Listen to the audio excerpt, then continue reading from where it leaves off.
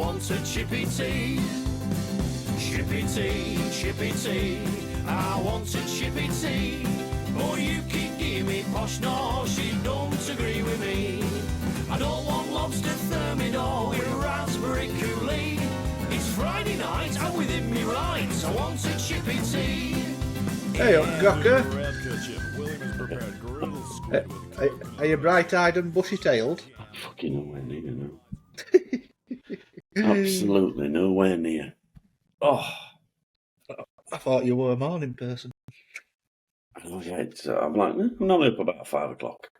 Today, the alarm went off at about 6. I thought, well, I got up about 10 to 6. I thought, I've got loads of time yet. And I snoozed. Yeah, it happens. I do that. It's always a mistake. It's all good, mate. It's only been 11 minutes. I won't hold it to you. I won't hold it against you. Are you still in New York? Stay at me fucking hair, man. Looks like a spider's died on my head. Who do you look like? What's that? What was that bloody musician in the 80s? All of them. Is it Gary Newman? Yeah, all of them. Fucking hell, Gary Newman. Oh, that chef from 90s. I forget his fucking name, and he had proper spiked up hair. He was Gary as well. Yeah, it was Gary something, wasn't it? Oh, wow, we've been nostalgic.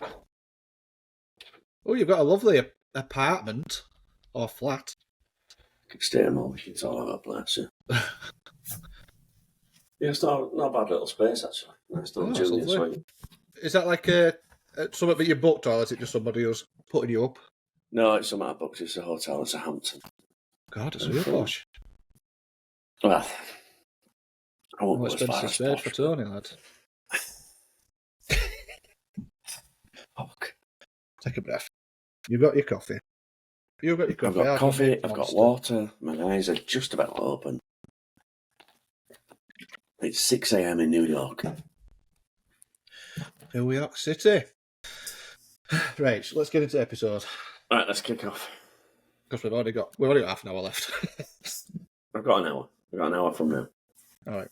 We'll try to cram as much as we can in. Yeah. Here we go. Welcome to... Welcome to... Magic, you just walk up. I know, yeah, it looks like it. My eyes are still closed, I think. Welcome to the Chippy Tea podcast, episode 62. What is the Chippy Tea podcast? It is your chance to catch up with and listen in and watch a video call between me, Tony P from Palm Print, and Danny Day, Flipper Sweet Pinko. With a wink. As we catch up once regularly, we want to say weekly, but regularly, about what we've been doing this week in screen print, what's been happening, what's rocked our worlds, and we're just going to generally talk and discuss what's happening in the world of screen print. There's absolutely no guarantee it could wander off into seagulls or sea lions or anything else. We've no idea. So we'll kick off this week, number 62, and we'll throw it straight over to Danny. And we'll ask Danny, what the hell have you been doing this week, Danielle? Well, this week is a big week because next week is a write-off. So the amount of orders I've got to cram into this week, it's been absolute manic. Working late nights, trying to get 3 or 4 jobs ticked off every single day. Which doesn't sound a lot to a lot of shops, but on a manual, 3 or 4 jobs is a bit pushing it for me anyway. Because next week, so Monday, electrician's coming round, wiring in my compressor, putting in some 16-amp sockets all over my walls. And Thursday, Friday, our mate, Rupert, RP Mech, is coming. Richard. Oh, Richard. Richard is coming. Kirk von Riptide. If you ever imagine the typical surfer dude, that's Richard. Richard Park. Right. It's RP Mech. Awesome RP tech. Yeah. Horrible human being, but a great tech. Yeah. Well, these are the things that you've got to get through. But he's coming to put me a new machine in. You get the press. Woo! Is this it? Breaking news. You are This is actually the getting official a press. unveiling. So I'm the getting an official MHM. unveiling. If we had a gender cannon, what colour would this gender cannon be? It'd be blue. It'd Thought be blue. about that, but Okay. I thought it's a lot of mess in it. So I put a baby scan up on. Instead, I photoshopped a little baby scan, which We said only 12 one person- weeks. Yeah, I know. I'm very deflated about that whole thing. I thought it was really, really funny. Only one person commented on it out of like 60 comments and said, "Oh, that's funny." And you've just ruined it by telling me that I left 12 weeks on instead of like 3 days or whatever. So it's coming next week. So it's coming on Thursday. So before end of this year, you will be a fully fledged badge-owning MHM operator. Yeah. You'll have MHM your X-Type Plus 6.8. Okay. Now I'm using my flash on it, so I'm not using the MHM flash. I'm using my flash. Oh well, that'll be him now. No, Don't tell anyone yet. Yeah, that were. That was Rupert. What do you call me? Why haven't I got it? Oh, I feel guilty enough as it is. There are a couple of Owen talks with everybody, obviously, but in the end of the day, sort of, it's something I've done my entire life. You get what you pay for, and if I'm going to invest a lot of money in something, I want to make sure I'm getting the best machine I can possibly get. And I just feel like with everything I've sort of looked into, and the shops I've talked to, talking to yourself as well, obviously, and weighed everything up. And for me, I think the MHM is the best press I can get. So yeah, so that's what. Yeah, I mean, in complete honesty, I've been very. Tell him he's talking bollocks. No, stop it. Don't. In all honesty, I tried to stay very impartial. Tried not to be a big influence. I know. I've tried to stay impartial. Obviously, I'm an MHM fanboy. Everybody knows I am. And that comes from using all the presses. So you can only really tell somebody that a press is good if you've physically used all the others. Yeah. If you haven't, you're probably a sales guy. And we know the first rule of listening to the sales guy. If their lips are moving, they're lying. So, we can't believe a guy who says, "Oh, my blue machine is better than that red machine." Why? Well, because in the catalogue it says this, this, and this. Have you actually physically touched it, used it, and printed a shirt with it? No. Well, then you don't have an opinion. Your opinion don't matter. No. You've been real good about it, I think, because you've sort of took a step back, allowed me to come to my own decisions, and when I needed a little bit of advice, you've been there for me. But you've not said you must buy an MHM. No, not at all. Which has been really good. You've been very positive about all the presses, and you just wanted me to get the best press I could get with what money I had available, and that's what I've done in the end. I stretched my budget, my original budget. I stretched it a bit more, and I overbank a little bit more money than I really wanted to. But it's only money, Danny. It's all right. If I don't make it back in a couple of years, then there's something wrong, isn't there? So there's two or three sort of main constraints that help you decide which press to buy. Number one is available space. I've been at a place this week up in North Salem in New York, and the guy's got 18,000 square feet. Flipping hell. Yeah, 18,000 square feet. I'm saying, you need a minimum 2,000 square feet to work with. Well, visited Sarah a couple of weeks ago. She's got 700 square feet, and it works. It works really well. Yeah. And I think that's too small, but I'm wrong. That works really well. You have to breathe in. Alex at Supreme Screen, Jesus wept. If he gets another box of t-shirts in there, he can't close that shutter door. No. And over here, this guy's got 18,000 square feet. Like, Jesus. That's crazy, isn't it? For two presses and a dryer. Why? How big are these presses? 28,000 colours. He's got a 10 and a 12 colour. So they're not big. You know, his actual screen print area could very easily work inside 3,000 square feet. Yeah. But it's got an auto reclaim, it's got a spider outfit, it's got all those bits, it's got some embroidery going on as well, and some heat transfer. I reckon he could very easily double every machine he's got in there and still not be squashed for space. So sounds it, yeah. you know, I mean, if you're going to do it, that's what you want to do. You want to fit yourself into a space that you grow into. It's like when your mum buys your pants, they don't fit me. You'll grow into them. I'm 35. Oh God. That story's true, than you think. There were two options really. Start of this year. You still live at home, don't you? Half the time. Listen, I'll let my man wash my clothes and buy me boxer shorts for the rest of my life. I don't give a shit. I'm not embarrassed to admit it.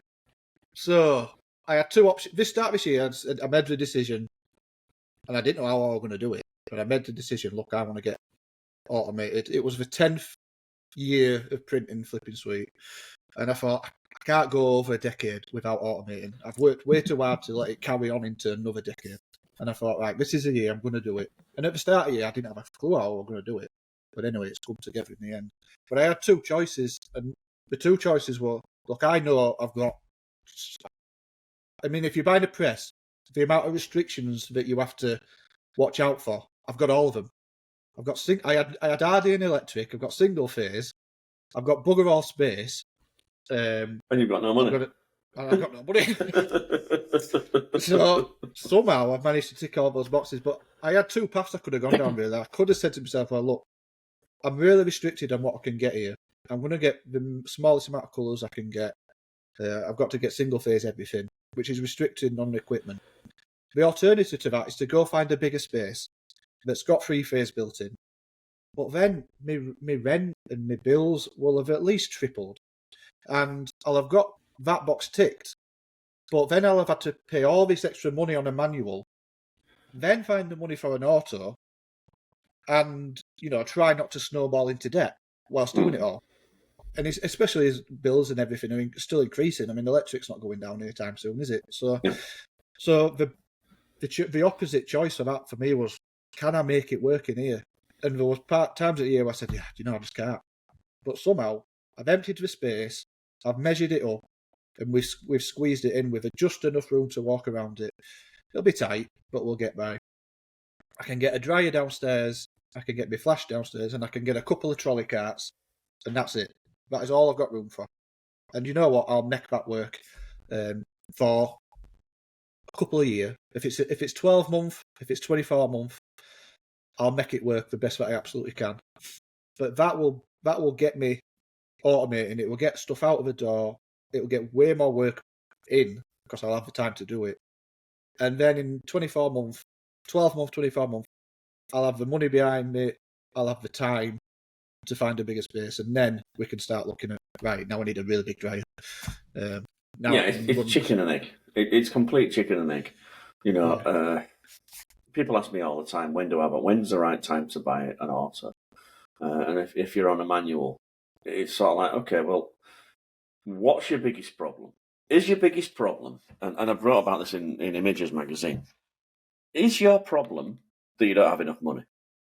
And you don't have enough money because you're not making enough sales? Or is your problem that when you go home, the dog bites you because it thinks you're a stranger? Because you spend all your time with the squeegee in your hand, pulling ink through holes. If that's your, which one best describes you? And, we've been with you on this journey for a year. We've seen that you're pulling late nighters. You're working all the time.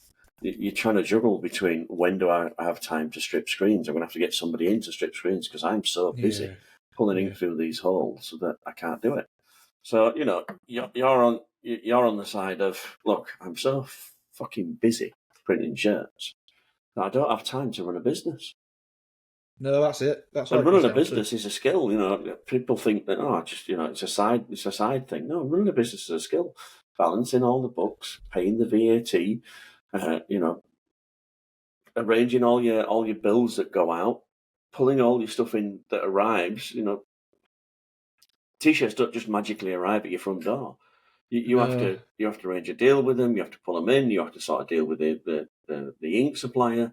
All these things require time and dedication, and something you can't do while you're sort of like yeah. Can I get some T-shirts, please? I'm just pulling this squeegee like this. That is honestly that's like a really good impression of me. A bit beefier. I'll take that. Thanks. So yeah, it's a difficult one to do. But people think that, you're a printer. Great. I know loads of great printers. Absolute fucking lousy businessmen. And people think one goes in hand with the other. It doesn't. You can be the best printer in the world, but still go boom tomorrow because you don't understand how VAT works, or the other way around. Yeah. You're fantastic at arranging deals on your finances, but you can't push 185 through a 90T mesh. Yeah. Well, I honestly, genuinely believe, hand on heart, but I'm good at both. But I do have to operate with breathing space. I can't run. I can't work. I can't function properly under extreme pressure and extreme deadlines, and where everything's piling up on top of me. And end of the day, where I've grown the business to, the amount of work that I get in, that's how I run. That's how I operate with a manual press. It's just impossible not to. And one always suffers. And what you do is you find yourself going one way or other, and you just go, I'm either stressed up to bollocks, can't keep up with work, but then upsetting customers because we're falling behind and deadlines, etc. All right, I've got a bit more money in bank, but then you get overworked and then you can't cope, and then something comes crashing down. All right, well I'm stress free now. I can do a bit of business stuff like that. But hang on, I'm skint, and you just go back and forth. And the only way off of bollocks. I quite like stressed up to bollocks. That's a good description. Not here, just down here. And the only way off that seesaw to get an auto, for me, in my position, for where I'm at right now, that is the solution for me. Your unique problem. Well, you like you say, you had the three of the big issues. Number one, space. So deciding on a brand can sometimes fall down to physical footprint. Yeah. We all know the Rock is probably the smallest press you can ever buy, and it's made for a single operator. It's only got one space on it. Yeah. To get as much out of the footprint as possible. The biggest would probably be an M&R, and the MHM being in the middle. I don't know. I think the Diamondbacks are quite small now. Oh yeah, the Diamondback will be. Yeah, sportsman as well. Little sportsman's only got a very small footprint. I think the copperheads and stuff like that. You maybe. I don't know. Yeah. I don't know. I don't know enough. So footprint's number one. A big one that we touched on was power. Power's a big. You don't have three-phase. Now, pretty if you much. talk to a salesman, the instant reaction is can't be done, and they're wrong because I've done it. But all the salesmen, the first reaction. Let's see you next week. That's true. We'll see how it goes when it's all plugged in. But you can't put kettle on when the machine's running. I can make you a cup of tea, but you'll have to wait while this job's finished because I can't have kettle and flash on together. Oh dear! If my calculations are right, we'll be fine. But I'm not right good at maths, so you never know. If you're in Brid next week and it goes dark, you know why. Thought lights down front go off, amusement stop flashing. Amusement. It's not paying out. Yeah. Danny's taking all power. Crackhead Janet runs out. 2P machines are not working now. What's going on here? 2P. Crackhead Janet and 2P machines. That's proper local. You think I'm making that one up? I know you're not. I've been to Brid. Yeah. I had to promise Rupert that I'll look after him, don't worry. I know. He said, "Oh, is it an easy access?" I said, "Yeah, don't worry. We're just off a Crackhead Alley. There's loads of space." And he says, I can't remember what he said, but I said, "Oh, don't worry. I'm on first name terms with all of them, so you'll be safe." Don't worry. He's a good guy, is Richard. He's a proper good guy. Funny bugger, funny. I want to see him go surfing in Brid, dodging those turds and hiding his face from rain. Yeah, he said he's going to have a walk on Fraserfort Beach. And then I told him it's a nudist beach, you know. He'll be all right. What were we saying?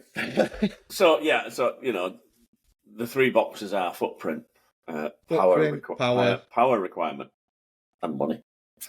Yeah. You know, I had a house stuck with all you of had them. none of those. You had no money, no footprint, and no power. No.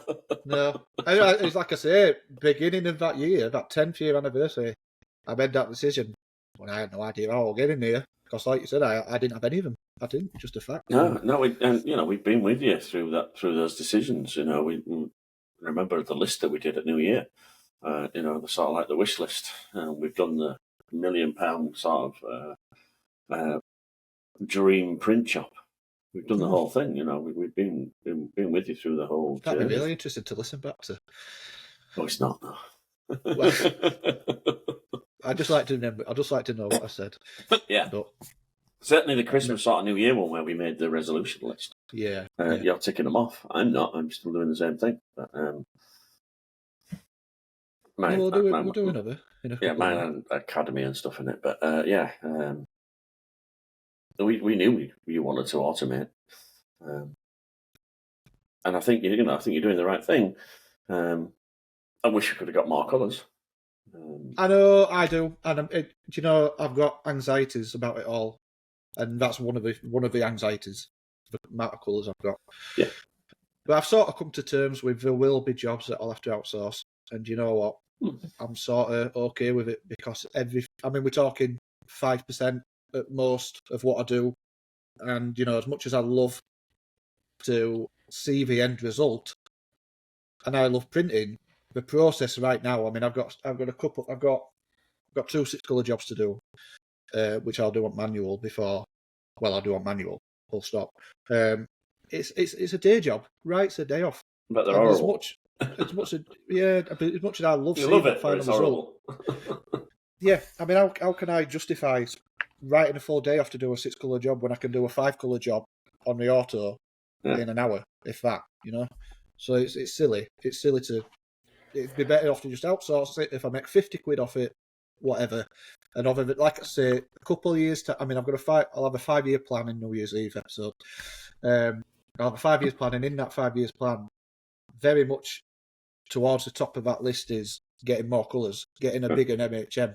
But I've got the MHM now to get by the next few years to really grow, get a bigger space, get a big dryer, then get another press. Yeah. Or, swap it for a bigger press with more colours. And then we're really laughing then.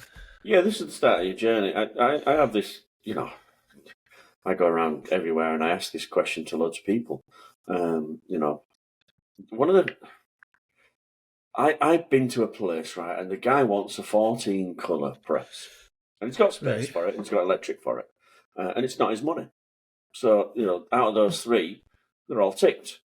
Yeah. And the question I ask, and the question I ask everybody who's buying the press, is, right, give me the data. What do you mean? Go back the last year and get me the average number of colours that you did on a print job. I want to know average number of colours, an average number of pieces, an average number of jobs per day. Get me those 3 things. Not an opinion, not an I think, physical, on a captain spreadsheet. On a spreadsheet, I'm taking it, I'm all right with it. On a spreadsheet, work out, okay, from January to January, I did 3,500 jobs. So, right, we've got our number. Now divide how many colours in each job. What do you mean? Well, how many colours were there? Well, the average number's 2.3. Okay, so why do you want a 14-colour press? What do you mean? Well, your average number of jobs is 2.3. And if you broke it all down and you worked it out, you did 3 jobs last year over 6 colours. Mm. Yeah. But I wouldn't be able to do them if I didn't have more than an 8-colour press. How about you give those 3 jobs away to someone else, to your competitor? What do you mean? I can't give work away. You can't. Give your competitor that job, and they'll charge you £1 a print.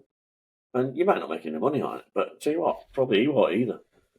No. So, it's worth doing. And you concentrate on the big bulk of what you've got left. Yeah. Number of jobs per day is, okay, you worked, it's usually 20 working days in a month.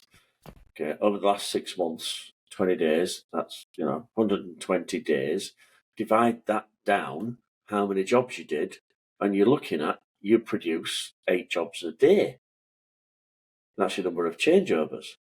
So if you buy a machine like an MHM where the changeovers are faster, you can move that up to 10 in the same amount of time. And you don't need a 14-colour press. You need a 6-colour press because that's the average of all your work that you've done over the last 12 months. I mean, a lot of people are surprised. I did it myself when I was working at a place in Wakefield. I presumed that the average colour count was about 6. So I took all the data, divided it out over a year, and my average colour count was 1.8. So that means that, most of the time... 1.8? Good. Yeah, so you're doing 1 or 2 colours? Most of the time I'm doing a 2-colour print, yeah. You do, you do. Yeah. I mean, print I have a whiteboard here, and on this whiteboard, what I started doing is I'll print out my job sheets, A4, or my mock-ups, A4, and I magnet them on. And at any one time, there is probably 1 6-colour job at any one time, but the rest of them are 1 or 2 to 3 colours tops. Yeah. And I fill that board up all the time. When I've ticked some jobs off, there's another couple that are going to take its place all the time. But at any one time, there'll be 1 that's got 6 colours on it. But with this conversation, it sort of reminds me, and I was thinking about this driving to my birds the other day in the van. I don't know if I mentioned I've got a bird. Far too many times. We're all right. We know it works. Well done.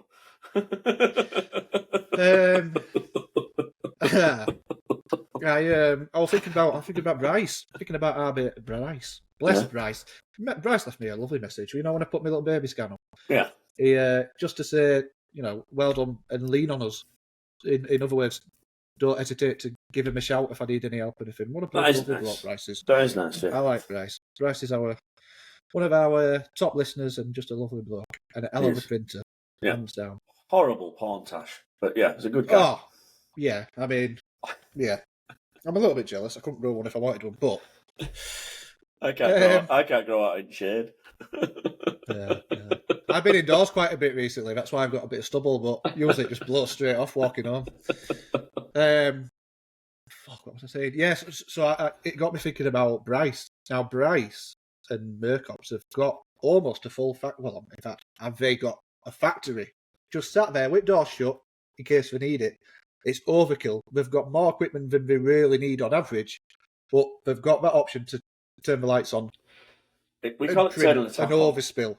Yeah. It's a tap. You turn on the tap. So that's a different theory. That's a totally different. That's an opposite to what we've just been saying. Yeah. And where it's not necessarily either are wrong. But I quite like that theory. I almost think, press wise, could I have gone and got a 12 grand used Diamondback and made it work and saved myself a fortune? Absolutely. Yeah, you could. I could have done. Yeah. But I've got overkill. Not necessarily overkill, but you know what I mean? I've gone for best, I've got the equipment, but I've got the scope to grow now. Over the next 5 years, that machine will come in next week and it'll be used at a pace nowhere near its limit. Not even close. You're basically, all you're doing really is you bought a little guy to pull a squeegee for you. Yeah. In a way, kind of. Yeah, basically, you bought yourself a little guy who's going to stand there and pull the squeegee exactly how fast you tell him to, at what angle you tell him to, and what pressure you tell him to. And so, you're still performing the same task, but you're not physically stood there pulling the squeegee. But you've got a it's little scalable. assistant. But it's scalable. That's gonna go up over the course of a year, 2, 3 years, whatever it takes. That's going to get faster and faster and faster until I can run the speed at full machine. And it's only a couple of upgrades, bigger space in a dryer, and then that's it. I can flat out, go flat out with it. So that's I guess there's two theories, isn't there? And I don't necessarily think either's wrong.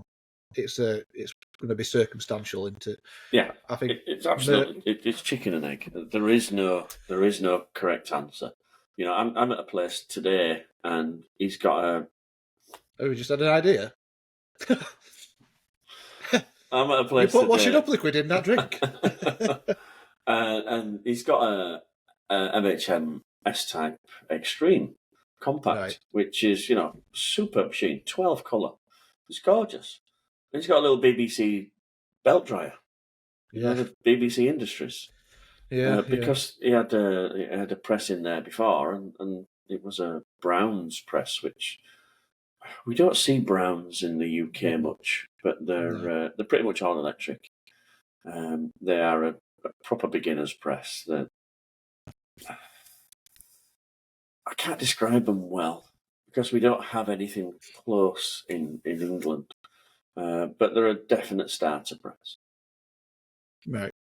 And he's gone straight into this one, and it fits. He's got the power, he's got everything else, but the dryer, it's just, I would say it limits him to about 300 an hour. The dryer, but if he can get 300 an hour every hour, I'll be buzzing. He's happy. Yeah, and it's relative. The machine will do 1,200 an hour. Yeah. So he's actually throttled his machine down by a factor of 25%. Down by 75%. He's only producing a quarter of what he's capable of producing because his dryer is his limiting factor. But you know what? If he gets 300 an hour every hour, he's happy as a pig in shit. I'll be buzzing. God, that is what I could do. 500 or 600 shirts a day, no bother. I'll be absolutely buzzing with that. I couldn't do that in a week. Well, I could, but I'll be killing myself to do it. I mean, I did a job the other day. I think it was maybe last night before. 5 colours. And the amount of time it took me to set that job up, and I had this thought. I thought, do you know what? If all I get out of this machine is my time back from registering this job, I'll be fucking buzzing. Because we're talking hours. That's hours every single day registering jobs, which I'll get back. It's a couple of jobs on an auto. And if it prints at the identical speed to what I can do by hand, I've still gained massively. I'm getting hours a day back. And that over a year adds up pretty quick. One of the sort of the selling points that I mean, I don't sell machines, but one of the things I tell people is, if we can dial this in properly. Now, this probably doesn't apply to you because this is with a computer-to-screen imaging system, which is another 50 grand. And it don't print T-shirts. It don't print T-shirts, but if we can take that time, we're not going to get rid of it. But let's say you take an hour on every job. If I can take that hour and reduce it to 5 minutes, imagine the extra jobs you can do. Yeah. And you are not working any harder. One of the things that I say about these presses, no matter which colour you get, no matter which salesman you please by buying it from them, they all are FTL. FTL used to stand for faster than light, which now they're all FTL. They're faster than loader. Yeah. They all, each single one can produce 1,200 pieces an hour. Now, I'm an experienced loader, and I can load at 1,200 an hour, no problem. Yeah. And they're all on there, and they're all straight, and they're all in the same place at 1,200 an hour. Do you know what? I'm only going to do it for an hour because I'm 53 years old. I'm not going to keep doing that. Pace, isn't it? Going all day. 1,200 an hour, 8 hours. That's a bit of a sprint, yeah. It is. It's over 8,000 a day. And it's hard work. It's proper hard work. The best I ever got, where I said to my lads, I'll pay you for the full day. When we've done this 5,000, you can go home. And they did it. They started at 8 and they were done by 1 o'clock. Flipping hell. 5,000 shirts. But we all came in, took the pay packet with beads of sweat, and Yeah, they didn't have a break. You know, they worked like mad. Nobody had a piss for 5 hours. And that's you know, a bit way off then. I know, yeah. So it's been 12 and a half minutes. I need a wee. I've actually got a bag on right now. No, if you're wondering why I haven't had one yet. that were my mate Maffey that's now at Calder Screen Print. And we said to him, well, when you're done, I'll pay you for the day. If you can do that in 5 hours, you gain 3 hours. You don't gain any money, you gain some hours. And hours were much more important than pay. Yeah. And then he could go home and see his kids, Of course. Yeah. It's everything, isn't it? I mean, one of the things I'm looking forward to is having a couple hours free. It's not the you poor deluded fool. bottom of the list. Somebody did comment and he said something like, "You think you'll be printing less?" Oh no, forget that idea. No, I can suppose you've got to pay for it now, aren't you? So yeah, now you've got to pay for it. More. Yeah, now you're scratching around for work now. It's like, oh, give me some more work. Give me some more work. Yeah. Well, you're like Alex. Yeah, actually, slightly going back to it, I actually spoke to Alex a couple of weeks ago. A bloody nice little bloke, Alex. He messaged me about something, and then he said, "Oh, how's your day going?" and stuff like that. And shit, straight on the phone, had half an hour chat. What a nice guy. And one of the things that came up was about me getting an auto, and he said something. And this is sort of tells you a little bit about Alex as a person. He said, even if you're just printing on that auto, and let's just say you're going at the same speed as what you are now, but you're loading and unloading shirts, you've got time to answer emails whilst you wait for it to come back round. He said you can, and not only that, you can do a rotation, and it'll just wait for you. So if you have to go answer the phone or whatever, I mean, you grab your shirt, press go again. You know what I mean? So you can be multitasking on an auto, which I can't do now. If I start drifting off or walking away to answer the phone or whatever on that, it stops. You come back, it's an issue. Yeah. So that was just one of the things that. So yeah. Yeah, he's right. I mean, he did a full podcast and it was still at end at dryer. Exactly. Are you at end at dryer? I think that's more testament to Alex than any machines, to be honest. Yeah. Guy can multitask. Not often you meet a bloke who can multitask about it, but Alex is the one. And making pizza at the same time. Yeah. You know. And he probably having a few ideas as well. Ooh, I might do this. We all need a little bit of Alex's mentality. A little bit of Alex, yeah. That'd be a good podcast, that. Let's piece a mentality from certain printers to build the perfect screen printer. Yeah. I mean, obviously, I'll be like the majority of it. 10% Alex, 10% price.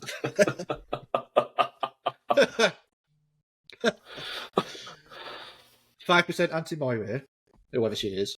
We don't know yet. He. Probably a he. Moi. It's a he. Auntie Moi. It'll be Eddie Izzard. He likes dressing up, doesn't he? It'll be Eddie Izzard. Auntie Moi, not Auntie Moira. Auntie Moi. Moi. Wow. I've been very ignorant of this episode. I've not asked you anything. How are you? What do you know? Where are you? It's lovely. I am. Don't look like your house. Tidy. Not that your house don't look lovely, but I'm just saying it doesn't. You know what I mean? Hotel room. Came out wrong. Oh God. I'm in Long Island, New York. Oh, have you had any tea? Some Long Island tea. Pizza. I've had some pizza and I've had some tea. Yeah. So this is we're on the beginning of my next 6-week American tour. Oh, you're there for a while. Yeah, probably here till just before Christmas, December at least. This is my second visit now. I've been here a week. First visit was a seminar. So we've done another seminar, which was an absolute blaring success. Bollocks. Absolute bollocks. No, it was a fantastic success. What a great idea. We go to a customer and we give a seminar on advanced screen printing. Now, I'm not keen on the name because it sounds a bit snobby. But there are so many courses, online seminars available for, you want to be a screen printer? Come to us and we'll show you how to print a T-shirt. Yeah. Well, very basic stuff. Yeah, basically even make a half of them screen, get put it wrong on as a well. manual and pull it. We're into advanced screen printing is wet on wet, multicolour wet on wet on an automatic, basically. CMYK stuff like that. A little bit of CMYK, a lot of simulator process. So how do I get an 8-colour job on press and I've only got one flash? And so I need you to attend that. yeah, you do, yeah. And it's always surprising that, number one, people sign up for it. They admit that, okay, we've been blagging it for a couple of years, been printing for 2 years, and wet on wet printing is the one thing that escapes out as a little bit. And we go through the methodology, the theory, the fundamental theory behind putting more ink or less ink down. And so far, this is the second one I've done. The first one was at Merch Shops down in Florida. Not too. That was a fantastic success. So just done another one up here in New York. The guy with the 18,000 square foot, so lots and lots of space. It's a huge place, fantastic place. Got 2 brand spanking new MHMs in there, and an M&R dryer, but we will hold that against him. And the automatic screen room, the reclaim, the whole thing, and it's great for people to see, a job being made, printed, and then reclaimed all in one day. And they did it this time with Kevin Kouth from the Emulsion Guru from Chromaline. Yeah. And so we split the day, half in the screen room, half on the print floor. What an absolute lump of information for people to get. It really was. Oh, I tell you what, they got their money's worth. You and Kevin. Absolutely, yeah. And what me and Kevin said, we should do this more often. Absolutely do this more often.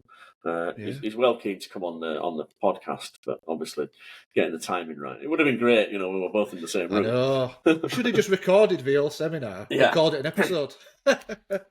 So I'll be all right with that. Yeah, it'd have been good. I'm sure SPSI and everybody will be fine too. Yeah, it'll be fine with that, yeah. We won't charge you. In fact, we should have charged Chippy Tea pay-per-view. Yeah. That was an absolute, stunning day where people got to know how to make script.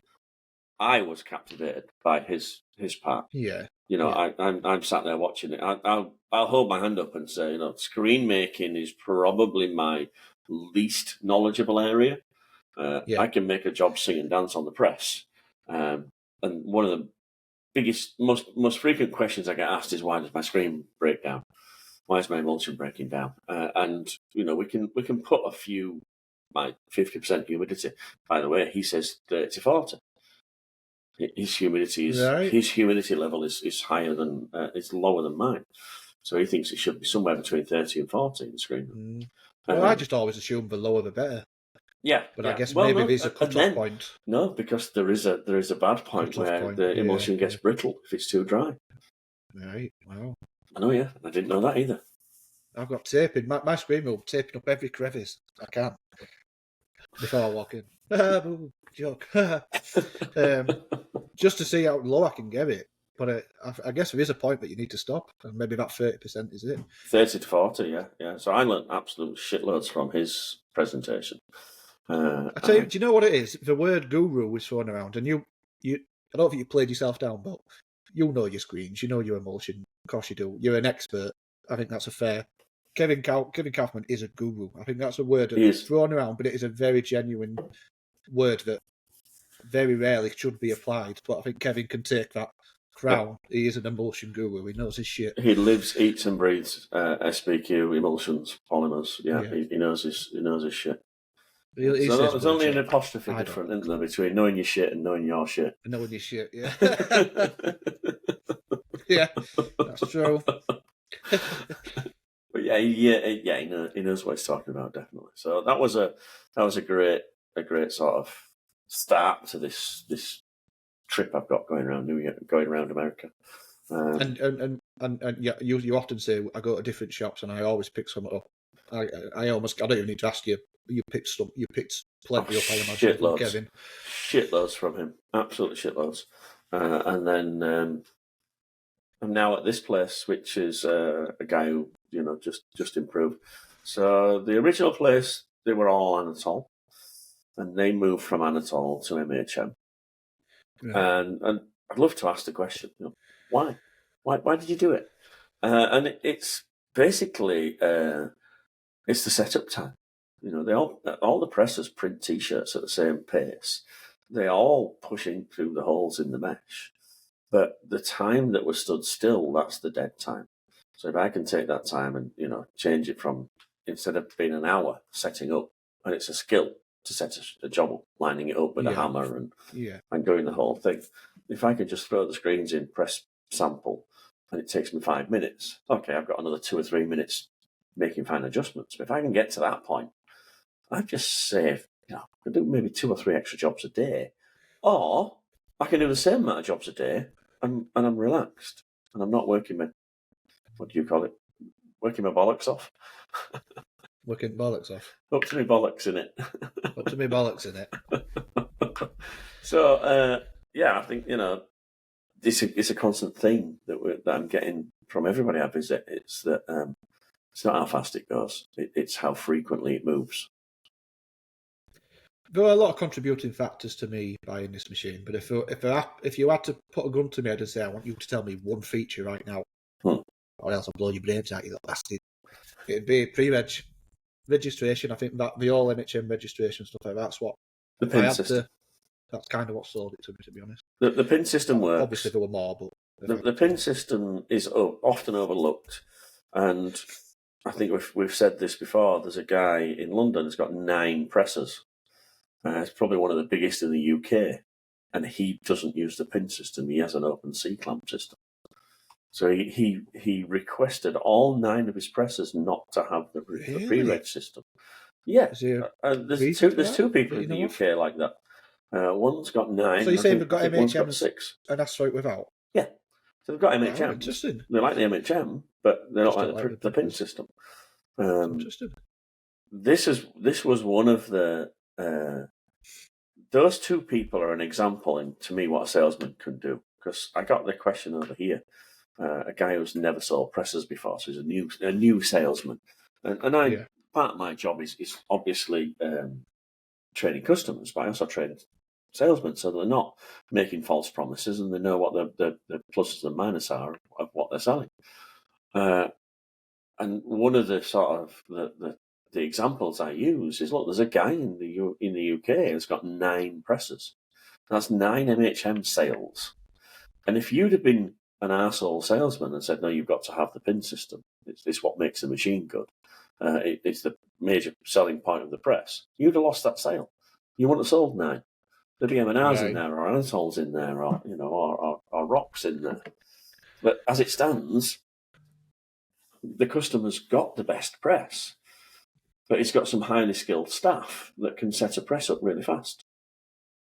And I think one of them, the main guy that sets up, is the owner's brother, so he's never going to leave.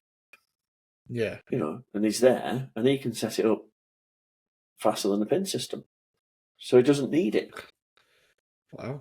Does he have other brands of presses in that shop? No. Is that? Oh, right. Because I was just thinking, if they've got other brands, maybe they don't. So one of the deciding factors was, I've got 2,000 screens that are on a repeat run the whole I don't want to pin them all. season. I don't want to pin them all. And I could have probably said, look, the 2,000, I could probably do them in 2 to 3 days. So if you let me pin them all in 2 to 3 days, I'll probably do them for free. But if I pin all those in 2 to 3 days, then your life will be so much easier.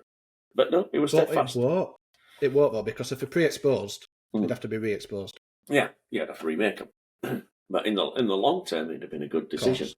But no, I don't want to pin them all. I'm not putting pins on 2,000 screens. Screw you. Sell me the press with open clamps, with air clamps. See, it's like a C-section with an air clamp. Same as an M&R, same as an Anatole. Yeah. Is that okay? No worries. You still get the Yeah. quick changeover of the pallets. You still get the quick changeover of the squeegees. You still get accessibility. You get an easy-to-use operating system. You get all the other benefits. The one thing you don't get is the quick changeover, but that's not important to you because you've got your kid, and your kid can set up faster than anybody I've seen. Bit of a I often whiz. tell the story of the girl with the M&R in over here somewhere, Yeah. and she did the 6-colour job, 16 pieces. And she set that fucker up faster than I could have ever set it up with a pin system. She threw it in, lined it up, tapped it, turned around 3 times, and it was done. I'm like, you can never have a day off work. You're good, but the whole business revolves around you. Yeah, so, that's another thing, isn't it? Unless I can clone you like Dolly the sheep, then basically, if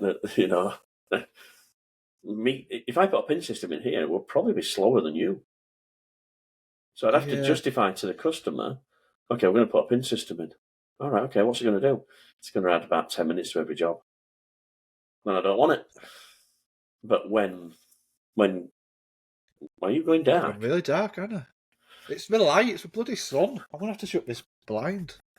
Hang on. I thought you were fading out of existence. It was like it was like Back to the Future, when that photo disappears. Marty and his mum have gone. Let me just raffle me blinds. I've got to go even worse. Yeah, that's definitely worse, yeah. There we go, it's adjusted. Yeah. Get it out, I've got a right tan now. I mean, it reminds me a little bit, me and Sarah were talking. Me and Sarah both have had a mutual customer, and the customer wants quite small orders, 20, 16, 10. And I was speaking to Sarah the other day, and I'm not going to entertain it anymore. Not that customer, because it's her customer. But I'm not going to entertain those type of jobs anymore. I had a couple of jobs over the last few weeks. They're both 10s. Now, if I do a 10, it's only single colour. And it's a premium price. You're basically paying full retail to me for me to do it, and I'll do it. But even then, of all the this, every year there'll be a couple of bastards. There'll be a couple of bastards who you just won't please. They're just in it to rip you off a little bit. Yeah. And this past couple of weeks, I've had a couple of bastards, and both of them have been for 10 epoxy shirts, a single colour print. Could not. How can you go wrong? Yeah. And that just made me go, why do I bother? I've just sold 1,000 tote bags. I've just sold 500 hoodies. Not a slight bit of bother whatsoever. So easy to work with. Here's your artwork. God, they're amazing. Thank you. See you next time. Yeah. 10. Right, well, this. I want it this far away. And I'm going to measure every shirt, yeah. Hey, one of them, these AS colour shirts are shit. Shut up. They're AS colour, they're top quality shirts. And it was one of those times where I answered the email and I just said, look, you're wrong. Normally I'll be your mush. in a slightly polite way. I just said, look, you cannot tell me AS colour garments bad quality. I won't accept it. Normally I'll be willing to accept and be,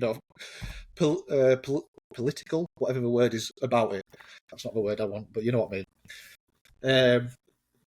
Just because you've got to do with business, haven't you? You've got to be somewhat impartial. Yeah. Impartial, that's the word. Yeah. But I just said, I'd had enough, and I said, look, no, AS Colour are premium quality garments, and I'm going to continue to promote them and sell AS Colour garments, and I bet you I never have a complaint. And anyway, he got his money back. I've just got somebody over here in America onto AS Colour. Yeah. They do call it ass colour. Ass colour? No, that's more of a chocolatey brown, but no. AS colour. I bet you can get a bleach for that nowadays, can't you? Yeah. Why is that not called changing your ringtone?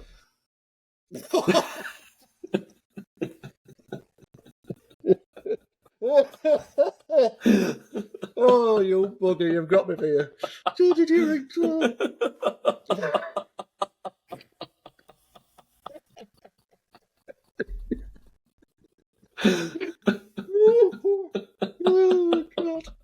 So, you wait years to use these, don't you? Wait years. I know. There's never been an You've got a example little where I could have sticky used note. that, where I can tick that off now. I've had that in my Pull that the sticky note off now. back of my brain for about 12 years. Oh God. So, Ooh, a relax. guy, he's been featured on my Instagram. He's been featured on here. We've talked about him. He's got a retail shop at the front and a print shop at the back. And it's all one big open space, so you walk into the retail shop and you can see the shirts being printed in the back. Oh, yeah. Was this Canada? Somewhere snowy? Rochester, Wisconsin. It was somewhere snowy, I think, at the time. Yes, it was fucking freezing at the time, yeah. That's Ryan at GoPrint Local. And I got him on to, look, sell a better shirt. What do you mean? So, well, he came up with the idea, good, better, best. So he's got three types of shirt that he sells: a good, a better, and a best. And his good is the Gildan. His better was the what do you call it? Living something. There's a brand over here, sort of in the middle, and his best is now AS Colour, and he's finding that people are picking the best when given the option: $6, $10, $15. Good, better, best. They're picking the best. They know what they're getting. They know it's a better shirt. They know it's more expensive. There's no hiding it. But when they make the choice of good, better, best, they say, well, what's your budget? What do you mean? Well, do you want a good shirt? Do you want a better shirt? Or do you want the best shirt? I like that. I want the best. Okay, well, it's $15 a shirt before we even start to put a print on it. And he's using AS Colour. AS Colour. He's using AS Colour for it. If I get an email, quite often get quotes and they don't know what shirt they want, because why? In a lot of cases, if you're ordering t-shirts, why would you? If you're a t-shirt, you don't know. If you've been doing it for a while, And so I'll typically put three options, and it'll be Earth Positive. It'll be Continental Clothing, Earth Positive. It'll be AS Colour, and it'll be Stanley Stella, and it'll be those three options, and I'll give them a little bit of a breakdown of each. Yeah. And exactly like you say, good, better, best. Yeah. Although I would argue, to be honest, there's nothing between AS Colour, Stanley Stella. Nothing good about a Gildan. Nothing. No, they don't come into the equation, honestly. I'm not going to slag off Gildan, but I don't use them.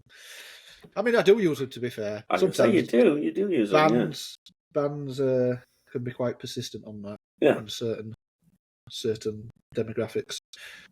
So if they want it, you've got to give them it, haven't you? Yeah. But I would say Earth Positive, AS Colour, Stanley Stella, good, best. Because there's really not an awful best difference between the two. You right? Yeah. Good. Why do you look shooketh? The phone's blowing up. Right. Good, better, best. I think is a great way to sell. What do you want? To try and explain. What am I getting? What are all t-shirts the same? No, all t-shirts aren't the same. If you want a good quality one, you're looking at Gildan. If you want the better, you're looking at Earth Positive. Next Level? Is it Next Level over here? Next Level, that's... Yeah, Next Level was over here. He was saying Next Level was his better, his middle range. Do you know what? It's a strange thing. In America, they like Bill of Canvas and they like Next Level. And I've got to be honest, my personal preference, I'm not going to slag them off as I don't like them. I don't like them at all. Now, I understand people like them, and I understand certain demographics, CrossFitters love. I get a lot of Bella Canvas from CrossFitters and military brands. I mean, it's because they fit a certain way. Yeah. I don't like them at all. I just don't relate to that. It just don't. I wouldn't personally wear them, I guess. Yeah. But but I've noticed in America, you'll often hear you often hear on shirt show. They really rave about the Bella Canvas. They like them a lot. Yeah. I wouldn't put it as a premium option, personally. No. But over there, it seems to be a very premium option, I guess. It's what's available. It's what's pushed, I can remember, I am that old, Gildan being the new kid on the block. So Oh, yeah. before Gildan, it was Fruit of the Fruit of the Loom, Loom and what was that? All Star or something like that? Screen Stars. Screen Stars. That So rings a bell. Screen Stars and Fruit of the Loom are the same brand. Yeah, I did think that. They They, had that little they were the niggling same for thing, years. but if you bought a T-shirt, it was either Screen Stars or Fruit of the Loom, Yeah. and they were the only player. And then this Yeah. sort of French company comes along called Gildan, and their initial technique, if you like, in the UK was drop the price. What do you mean? Well, if a Fruit of the Loom was £1, we'll sell it for Yeah. 80p. What, Yeah. 20% less? Yeah. But our shirts are better. Don't care. And Gildan very rapidly became the sort of like the shirt of choice. Oh, yeah. Yeah. You know, very aggressive sales technique. You drop the price, flood the market. Drop the price, flood the market. And now I don't think I can't remember the last time I saw a Fruit of the Loom or a Screen Stars.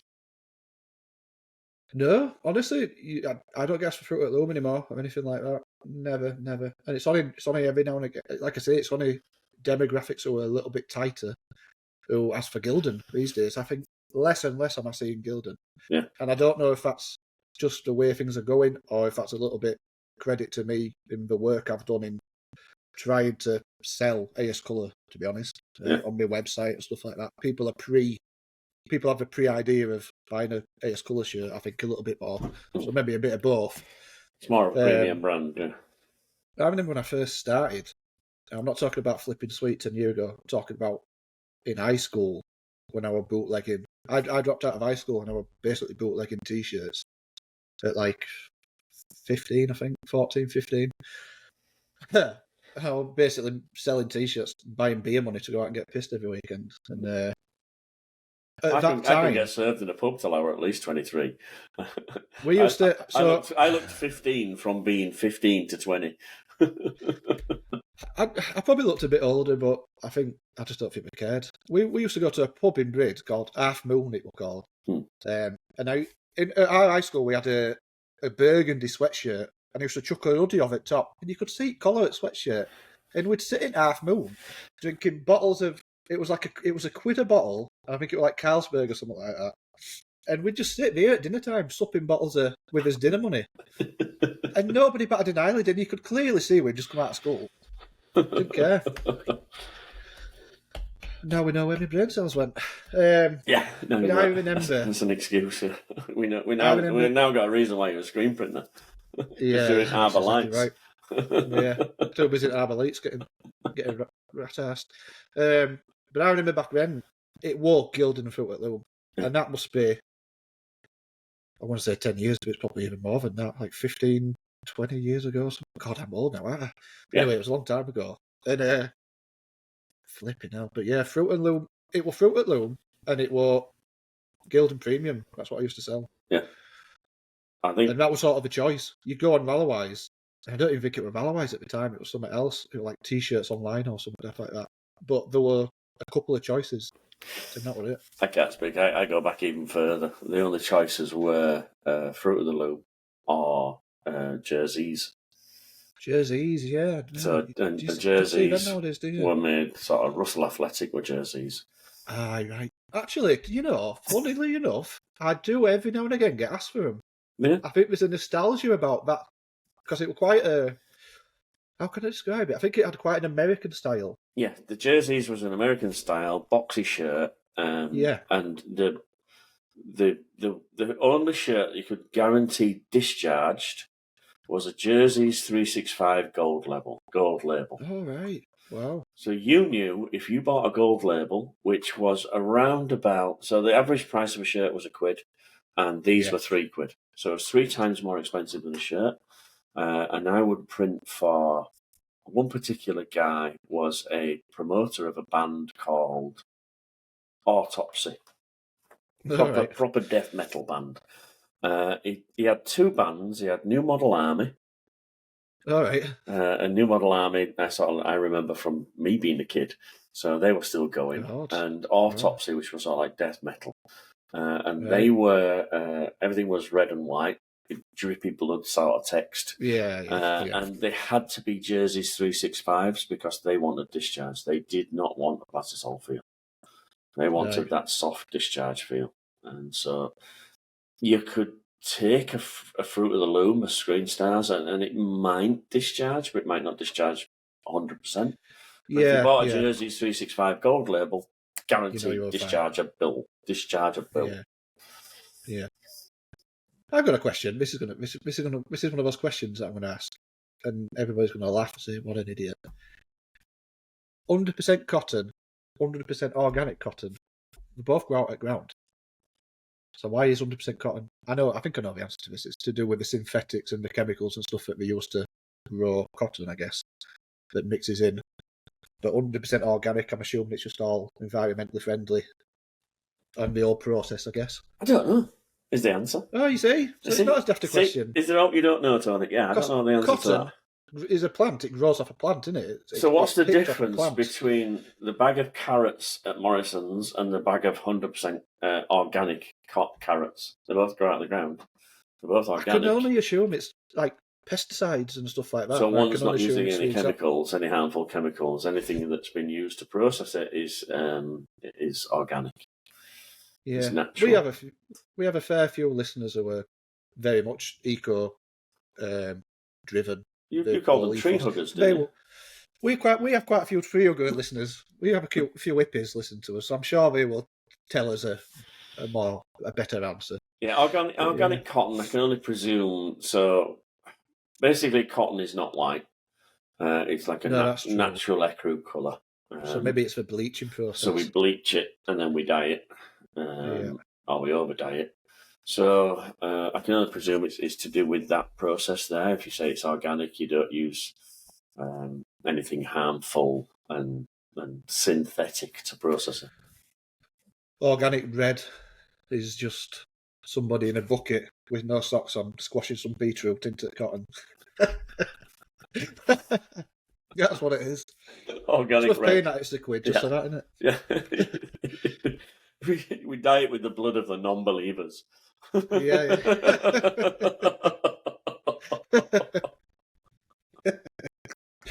I think it was who was it? It was Ricardo. I met Ricardo from ACOS. I just messaged Ricardo. And he's like, I can't believe you call people tree huggers. I was like, look, it's a normal English thing. It's not. I'm so using it now. I'm so stealing that. I'm going to call people tree huggers. It's not derogatory. It's not nasty. It's just you know, Tarquin down the road. He's a proper tree hugger. Yeah. We use a lot of derogatory terms, I think, in this podcast, but it's all meant tongue in cheek. I think it's so natural, especially in Yorkshire. I think Yorkshire's a place where you're gonna. It's a form of affection to. It's a term of endearment. Yeah, it's a term of endearment. Yeah. Term of endearment. It's all just a bit of fun. Fucking tree hugger. Fucking hippies.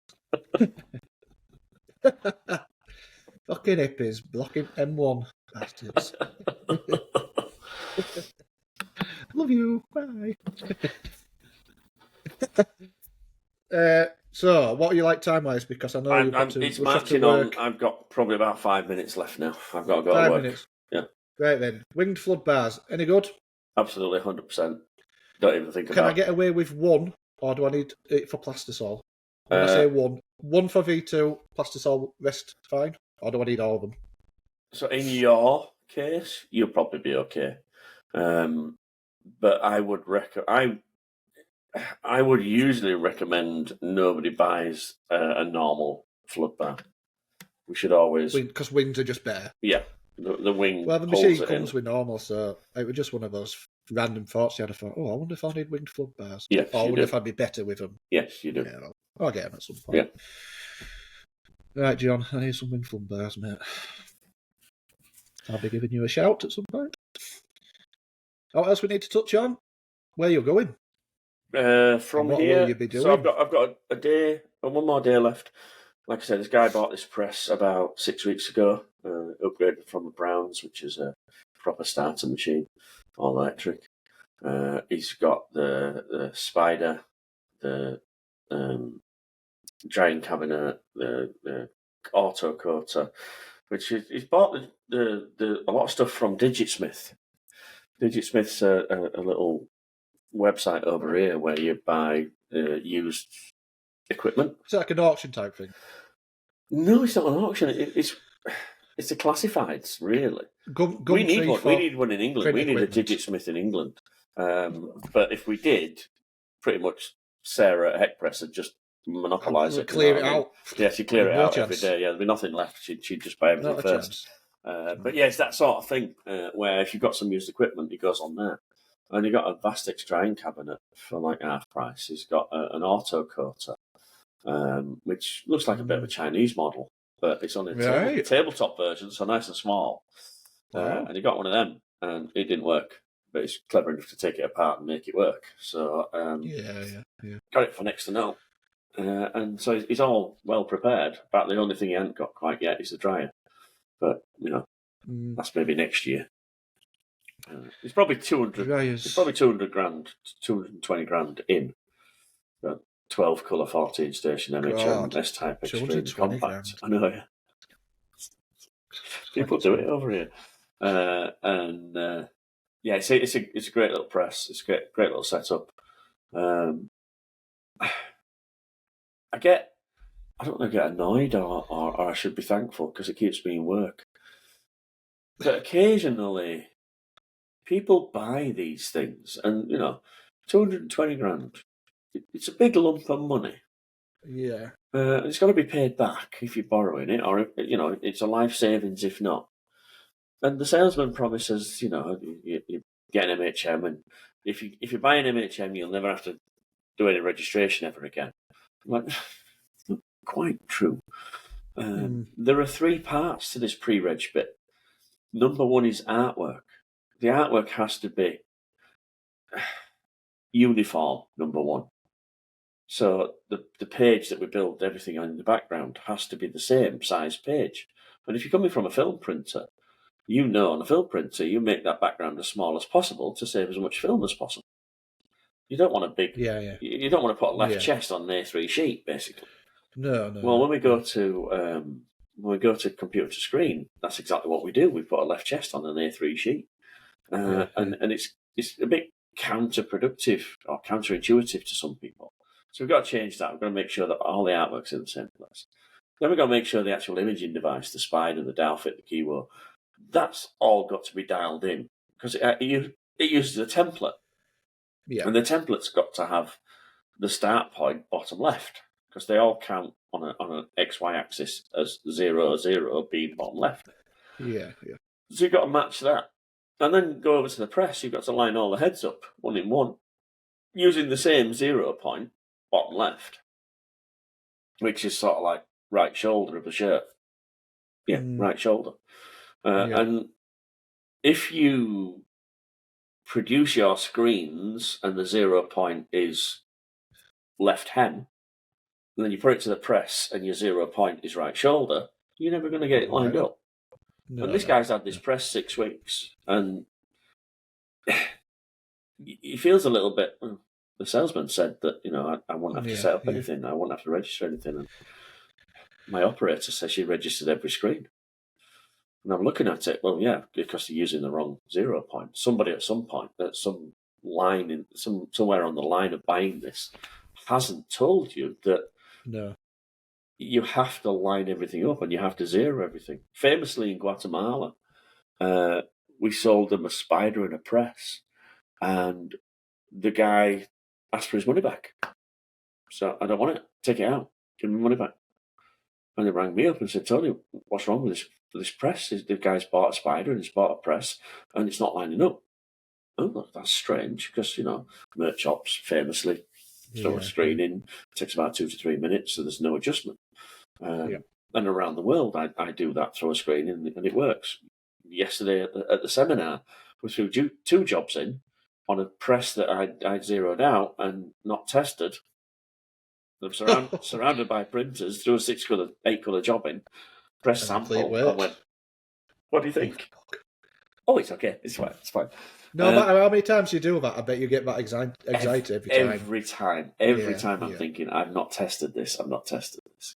Yeah. I famously did it to a company in Austria in MHM's showroom. Right, And the guy came in and said, Tony, will you do us a little demo? I said, yeah, who is it? It's a guy from a company called Firebrand. I went, never heard of him. All right, so little Google. Largest promotional clothing supplier in all Europe. Wow, Like a flipping Nora. billions of Massive. euros company. And this Jesus. guy's, he's about 12, obviously. And he comes in and he's sort of like, okay. And I set this job up with his logo, which was a big square with 3 different colours in it. Really tight registration. One of them in set. Oh, And I set this job up and I ran it. And, we showed him that it didn't need any setting up. I'd spent 2 hours making sure that I could put any screen in there and making sure it was good. yeah. I'd set it up first. He said, yeah, that's good. Yeah, I like that. Yeah, it's good. Yeah. Now remake the base screen. What? Take the base out, remake a new base, put it in, and show me it's still in register. Fuck. Number 1, the guy knows what he's talking about. Damn. Yeah. Number 2, I'm not sure I trust the machinery that good to do it. So I said, I'm sorry, I can't do that. Oh, was the machine not good enough? No, the machine's good enough, but I don't have any 43s stripped and ready to go. But what do you have? So I don't have any screens stripped and ready to go. I'm sorry, but we made your screens on your design, and they're all in the press. Yeah. It's not a facility. It's a showroom. All right. So have you got any screens? Yeah, I've got a screen, but I'd have to strip it, dry it, coat it, dry it, make it, Go on then. and develop it. He went, I'll wait. What? I'll wait. Not daft this bloke, is it? No. So I had to strip the screen, wait for it to dry, coat it, wait for it to dry, and make it, and then throw it in the press. So I did all that. I threw it in the press. He says, "Right, just do a sample now. Don't move it." Fuck. There's no. He's got your way, hasn't he? There's not a prayer this is going to work. This is a completely new screen that I've just made. So I threw it in, and I did a sample, and while I'm doing the sample, I'm making excuses. If the screen tension's different, and if the blade's different, and we've got a different temperature on the ink now, so we've got a little bit more dry. Yeah. I fully expect it to be a little bit out on up and down. Just a slight adjustment. It won't be out left to right, but a small adjustment, 5 or 10 minutes on this scale, and we should move it. He said, "All right, let's see." I did a sample. And when I did the sample, he was watching it go around. Yeah, and he was waiting for it to come back to him. And while he's waiting for it to come back to him, I'm heading for the door.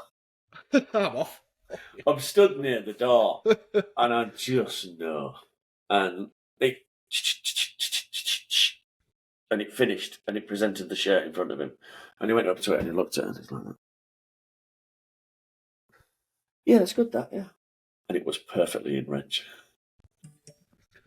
Perfectly in reg. And I'm like, oh, yeah, it does that all the time. Yeah, that's exactly what I expected. Yeah, it's great. That's what it's supposed to do. Yeah. Making my way back from the door, cancelling my Uber. Dear God. Well, I think that is a very lovely story to end the episode on. I have something back in my head I wanted to say, and I completely forgot, so... Probably anti-Moira. Next week. We didn't cover anti-moi. I've got an anti-Moira here. Go on then, let's have a quick anti-moi. You sure? Yeah. You've got time? Yeah. Dearest it's a question, though. It's something to touch on. I'll read it out and we'll skim over it and then maybe give it... If it feels like we need a bit more time on it next week. Dearest boys, it's your anti-Moira, or should I say anti-moi. Thank you for your recent show. It was great material for my new book, A Cure for All Types of Insomnia. You. Of course, I am only joking. I love the show immensely and look forward to it every week, or every several weeks. So on to us. Oh, he's on to us now, definitely. Danny, sorry. Danny, it's good to see you are recovered from your man flu and are back into the shop with a vim and vigour of a man of 25. A man of 35 on Monday, I think you'll find. Anthony, it's good to see you have been back home with the family some more too. Although he is now back in America. Anthony? By the way, yeah, we went all posh on you. It's funny that because he called you Anthony, but he didn't call me Daniel. By the way, I was printing I was printing a job the other day that made me ask the basic question: what the hell are our sales team up to? It was a single colour front print with a 4-colour back print, with 3 colourway changes on 2 inks for the back. In addition, the print job had 7 different garment types in it. The total size of the order was 150 garments. As you can imagine, it drove me and the print team mental trying to run it on an auto like that. I had half a mind to speak with the sales team and tell them what's that. I wondered what you do with orders like that. Do you tell the customers to politely get stuffed, or do you suck it up and just do it? Well, we charge for a colour change. Basically, I have limitations. We charge for a colour change. So the sales team often will say, well, you've only got to wash it out, and you just got to change the colour and just give it a quick wipe. No. If I'm going from white to red, or red to white, then... You can completely change the whole job. Yeah, I've got to completely change everything. I can't just give it a quick wipe with a baby wipe and think it's okay. Yeah. And we used to charge a tenner for a colour change. And this tenner was really to try and get back some of that time. But when you sit and work it out, I've lost more than the tenners of the time doing a colour change. So I just, okay, you can have them. It's going to cost you 20 quid every time I change the colour. Well, that's a bit expensive. Well, do you want it? Well, yeah, I want it, but I don't want to pay the 20 quid. Well, you don't want it badly enough then, do you? You know, and basically charge for the time that's lost. We only make money when the squeegees are moving. You know, we don't make money on any of the other peripheral stuff. And if I charge you 10 to 20 quid for doing something, it's because it costs me that in lost time. So for me, it's a chargeable colour change.